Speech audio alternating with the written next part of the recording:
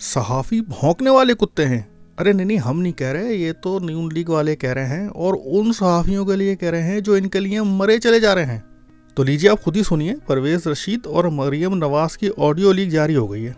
हसन निसार साहब ने, आपको पता है, वो हमें बहुत गालियां दी और अब एक इरशाद भट्टी भी आ गया।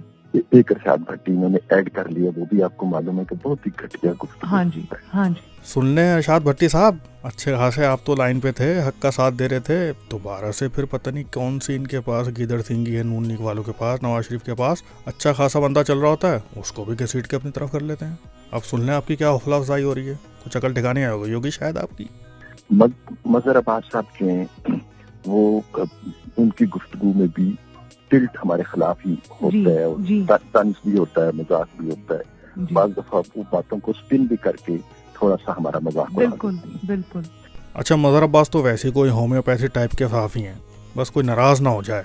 हालांकि बहुत कोशिश करते हैं मगर उनका टिल्ट हमेशा नून लीग की तरफ ही रहता है, मगर उसके बावजूद भी ज़रा सा भी कोई इधर से उधर हो जाए तो इनको बर्दाश्त नहीं है। सुन लें मजहर अब्बास साहब।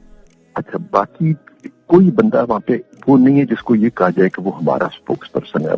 स्टार बाबर है, वो अपनी इंडिपेंडेंट राय रखता है जी। वो भी जनरली वो हमारे बहुत हक में तो है नहीं अंकल। इसलिए मैंने कहा कि कोई हमारे उस तरह नहीं है, लेकिन चले गालम गलोच नहीं करता है, जैनमन सी वो गुफ्तगू ठीक करता है, गुफ्तगू में कम से कम गैर इखलाकी बात नहीं होती है, लेकिन ये नहीं कहा जा सकता कि हमारे नुक्ता नजर को वो लेता हो। जी लो, सत्तार बाबर इनके खिलाफ थे।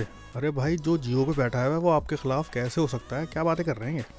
जो हमारा नुक्ता नजर नहीं लेता था, लेकिन जिस तरह ये हमें गालियां देते हैं उसी तरह वो इमरान खान के साथ भी सलूक कर जाता है। न्याजी, लेकिन न्याजी, हाँ। इन्होंने उसको हटा दिया हुआ है और उसका कालम भी बंद कर दिया है और उसको हटा भी दिया जी।